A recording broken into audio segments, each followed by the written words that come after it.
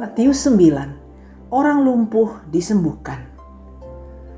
Sesudah itu, naiklah Yesus ke dalam perahu lalu menyeberang. Kemudian sampailah ia ke kotanya sendiri. Maka dibawa oranglah kepadanya seorang lumpuh yang terbaring di tempat tidurnya.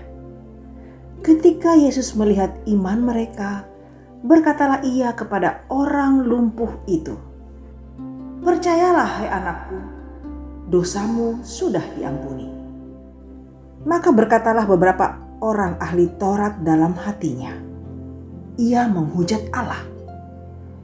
Tetapi Yesus mengetahui pikiran mereka lalu berkata, "Mengapa kamu memikirkan hal-hal yang jahat di dalam hatimu?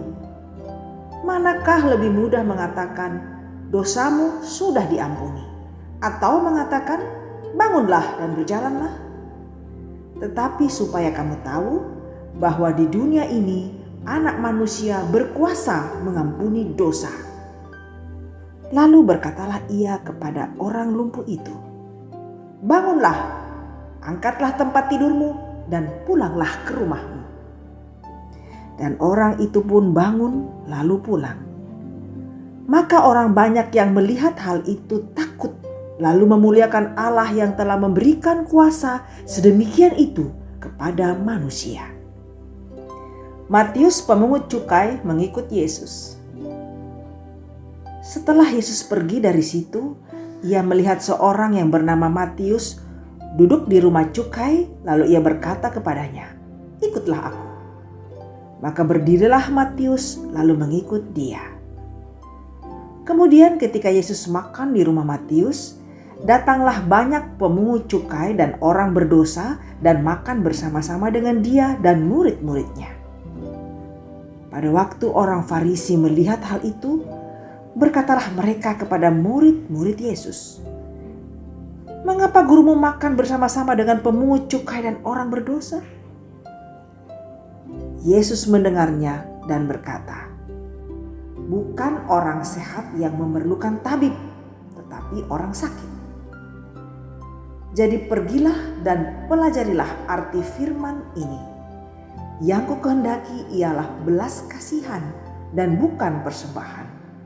Karena aku datang bukan untuk memanggil orang benar, melainkan orang berdosa."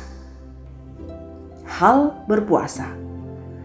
Kemudian datanglah murid-murid Yohanes kepada Yesus dan berkata, "Mengapa kami dan orang Farisi berpuasa, tetapi murid-muridmu tidak?" Jawab Yesus kepada mereka, "Dapatkah sahabat-sahabat mempelai laki-laki berduka cita selama mempelai itu bersama mereka? Tetapi waktunya akan datang, mempelai itu diambil dari mereka, dan pada waktu itulah mereka akan berpuasa. Tidak seorang pun menambalkan secarik kain yang belum susut pada baju yang tua, karena jika demikian, kain penambal itu akan mencabik baju itu, lalu makin besarlah koyaknya. Begitu pula anggur yang baru tidak diisikan ke dalam kantong kulit yang tua, karena jika demikian, kantong itu akan koyak, sehingga anggur itu terbuang dan kantong itu pun hancur. Tetapi anggur yang baru disimpan orang dalam kantong yang baru pula. Dengan demikian, terpeliharalah kedua-duanya."